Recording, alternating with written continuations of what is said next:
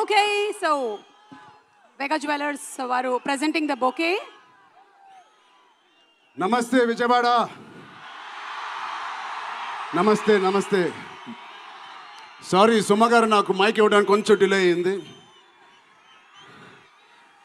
విజయవాడలో ఇది pre release ఫంక్షన్లా లేదు, సక్సెస్ మీట్ చేస్తున్నట్టు ఉంది. Thank you.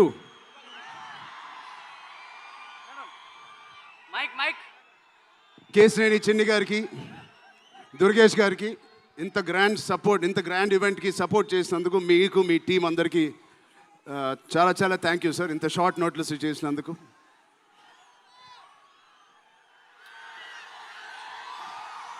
విజయవాడ అసలు మీ అందరి మధ్యలో ఇక్కడికి వచ్చి చేసుకున్నందుకు మీ అందరికీ థ్యాంక్ యూ సో మచ్. చాలాసేపు నుంచి వెయిట్ చేసినందుకు. ఇంత హీట్లో షర్ట్ అంతా మొద్ద అయిపోయింది అందరికీ. బట్ ఈ హీట్ని, ఈ ఎనర్జీని చాలా ఇంతసేపు ఎంజాయ్ చేసాం. విజయవాడలో చేయాలనుకున్నాం. ఎప్పుడైతే డిసైడ్ అయ్యామో నేను సతీష్ గారికి చెప్పాను, ఇది మా లక్కీయెస్ట్ సిటీ. నాన్నగారికి కానీ మాకు ఖైదీ నెంబర్ 150 కూడా ఇక్కడే చేసాం, ఇంద్ర కూడా ఇక్కడ చేసాం.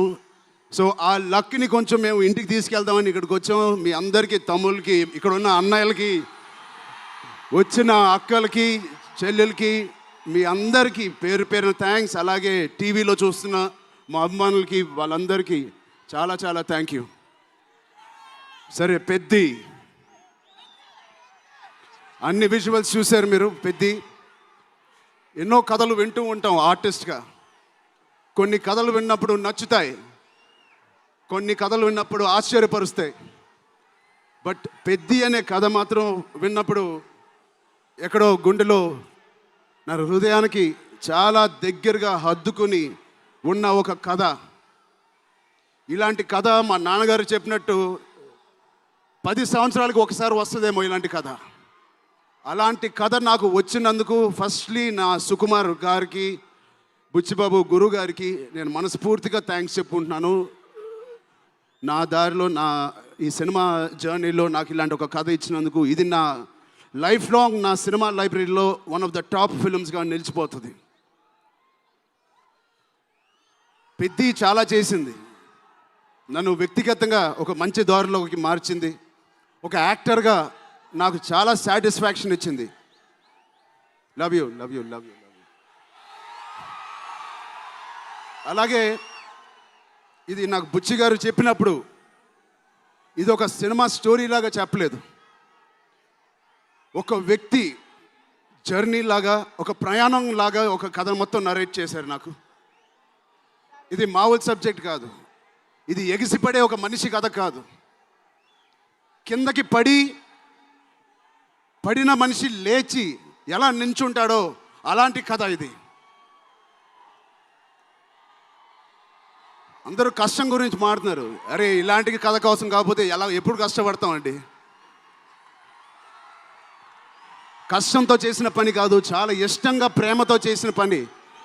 ప్రతిరోజు లెగిసి పొద్దునే షూటింగ్ ఎప్పుడు వెళ్ళాలా, జిమ్ చేసి షూటింగ్ ఎప్పుడు వెళ్ళాలా అని అనిపించిన one of the rarest films నాకు. బహుశా ఒక మగధీర కనిపించింది, రంగస్థలానికి కనిపించింది, RRR కనిపించింది, మళ్ళీ నాకు పెద్దికి అనిపించింది. అలాంటి భావం, అలాంటి ఒక ఎక్స్పీరియన్స్ ఇచ్చిన మా బుచ్చిబాబుకి స్పెషల్గా థ్యాంక్స్ చెప్పాలి. బుచ్చిబాబు ఇది నాకు కథ నరేట్ చేసి ఇంట్లో నిజంగా చాలా ఆశ్చర్యపోయిన, తన బుర్ర ఎలా పనిచేస్తుందో అని. ఇంత అద్భుతంగా రాసి పెట్టుకోండి.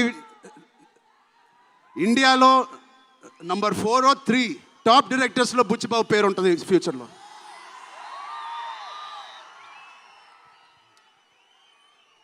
సో అంత మంచి ఎక్స్పీరియన్స్ ఇచ్చిన బుచ్చిబాబు గారికి చాలా థ్యాంక్ యూ. ఇలాంటి సినిమా ఒప్పుకోవడానికి నాకు ఒకటే బలం నా మనసులో, ఇలాంటి సినిమా చెయ్యాలి అని. ఎవరు కాదు, అది మీరే మీకోసమే. నిజంగా ఏ ఆర్టిస్ట్కైనా వాళ్ళ అభిమానుల నుంచి, వాళ్ళ శ్రేయోభిలాషుల నుంచి ఇలాంటి ఎక్సైట్మెంట్, ఇలాంటి ఎంకరేజ్మెంట్ లేకపోతే ఎందుకు చేయాలండి సినిమాలు? హాయిగా ఇంట్లో కూర్చొని వేరే పని చేసుకోవచ్చు.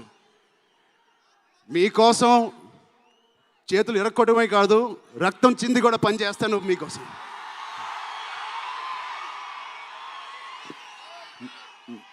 మిమ్మల్ని ఎంటర్టైన్ చేయడం ఒక పిచ్చా, లేకపోతే సినిమాలో మంచి సినిమా చేసి మీకు ఏదైనా ఇవ్వాలని ఒక పిచ్చా నాకు తెలియదు. నాన్నగారు కొడుకు పుట్టినందుకు, కళ్యాణ్ బాబాయ్ గారు ఉన్నందుకు ఇంట్లో ఇది తప్ప నాకు ఇంకేం తెలియదు.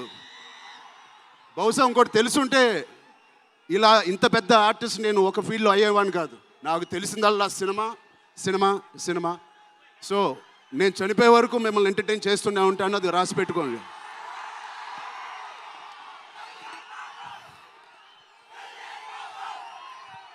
సో మా టెక్నీషియన్స్ గురించి మాట్లాడాలంటే ఫస్ట్ మా రత్నవేల్ గారి గురించి.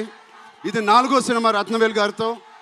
ఇంత బ్యూటిఫుల్గా మమ్మల్ని అందరినీ ప్రజెంట్ చేసి ఆయన సీనియారిటీని మాకు సపోర్ట్గా ఇచ్చిన ర్యాండీ గారికి ఆయన స్పెషల్ థ్యాంక్ యూ. అలాగే పనిచేసిన అవినాష్ కొల్లా గారికి థ్యాంక్ యూ సో మచ్. అద్భుతంగా ఇచ్చారు మా పెద్ద వరల్డ్ని. Naveen Nooli thank you so much, fantastic editing.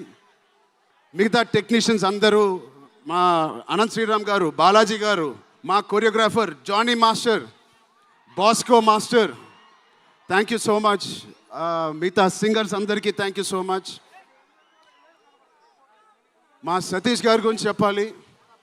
మొదటి సినిమా ప్రొడ్యూసర్ లాగా కాదు, ఒక 50 సినిమాలు తీసిన ప్రొడ్యూసర్ లాగా ఆయన దీనికి సార్ పనిచేశారు.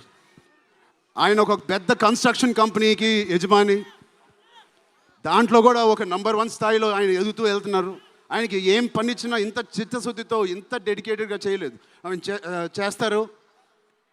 మామూలుగా నేను పనిచేసిన 1-2 ప్రొడ్యూసర్లు టీ తాగి భోజనానికి వచ్చి వెళ్ళిపోతారు. అలాంటి టీ తాగి వెళ్ళే ప్రొడ్యూసర్ కాదు. ఎవ్రీ డే 3 పూటలు అంటే 8 అవర్స్ మాతోనే గడిపినాడు. నాకు ఒక్కరోజు గుర్తులేదు ఆయన సెట్లో లేకుండా. అంత బాగా ఆయన ఇలా మాకు సపోర్ట్ చేసినందుకు, వెన్నుపోటు కాదు సారీ వెన్నంట మాకు ఉన్నందుకు సతీష్ గారు థ్యాంక్ యూ సో మచ్. అలాగే మా కో ప్రొడ్యూసర్స్ అండ్ ప్రెజెంటర్స్ మైత్రి రవి గారికి, నవీన్ గారికి కూడా థ్యాంక్ యూ. బిఫోర్ యూ వాళ్ళకి కూడా థ్యాంక్ యూ.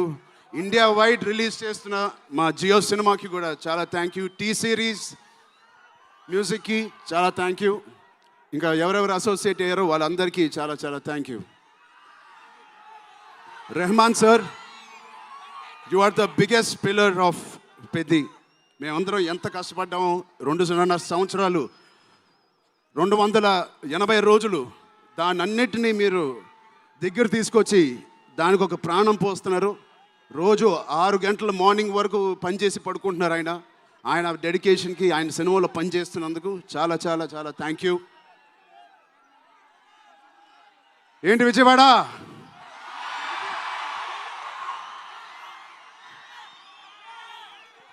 ఈసారి ఎవరి పేరు మర్చిపోలేదు కదా నేను.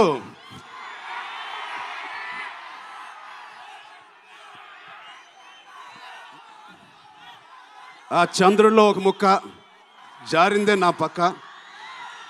మా జాన్వి గారికి ఇక్కడ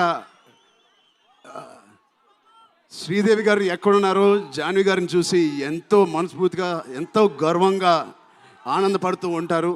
అలాంటి జాన్వి గారు ఈ సినిమాలో మాతో పనిచేసినందుకు చాలా చాలా థ్యాంక్ యూ జాన్వి గారు. You are the happiness of the film. You bring joy to all of us when you come on stage, the way you work.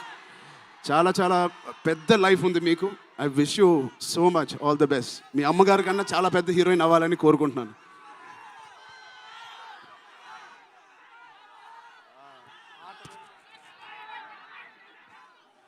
So date గుర్తుందా? జూన్. ఒకటే మా అభిమానులందరికీ ఒకటి చెప్పేసి వెళ్ళిపోదాం అనుకుంటున్నాను. యాక్చువల్గా వెళ్ళాలని లేదు, ఇక్కడే ఉండాలని ఉంది మీతోనే. Love you. ఎప్పుడైనా ఒక ఆట ఓడిపోతే అది ఆటగాడు ఓడిపోయినట్టే కాదు, ఒక దేశం మొత్తం ఓడిపోయినట్టు ఏ ఆటైనా. అలాగే ఈ పెద్దిగాడు, మీ అందరికి తెలిసి ఆ డైలాగ్ ఉంది, ఆట ఆడలేదు, ఏంటది, పోరాడాడు. అలాగే మీ అందరి ఆశీస్సులతో, దుర్గమ్మాదేవి ఆశీస్సులతో మీ అందరికీ ఉండాలని, మా అందరికీ ఉండాలని, ఈ 4వ తారీఖున వచ్చే ఈ పెద్ది సినిమాకి ఉండాలని, ఈ పెద్దిగాడి ఆత్మగౌరవాన్ని అమ్మ దుర్గమ్మ సాక్షిగా కోరుకుంటున్నాను. ఆత్మగౌరవాన్ని మీరందరూ ఉన్నత స్థాయికి తీసుకెళ్తారని మనస్ఫూర్తిగా దుర్గాదేవిని కోరుకుంటున్నాను. మీరు కూడా చల్లగా ఉండండి, జాగ్రత్తగా ఇంటికి వెళ్ళండి. మీ కుటుంబ సభ్యులు అందరినీ అడిగానని చెప్పండి. వాళ్ళందరికీ నా నమస్కారాలు ఇవ్వండి. మీరందరూ ఇంతసేపు ఉన్నందుకు థ్యాంక్ యూ.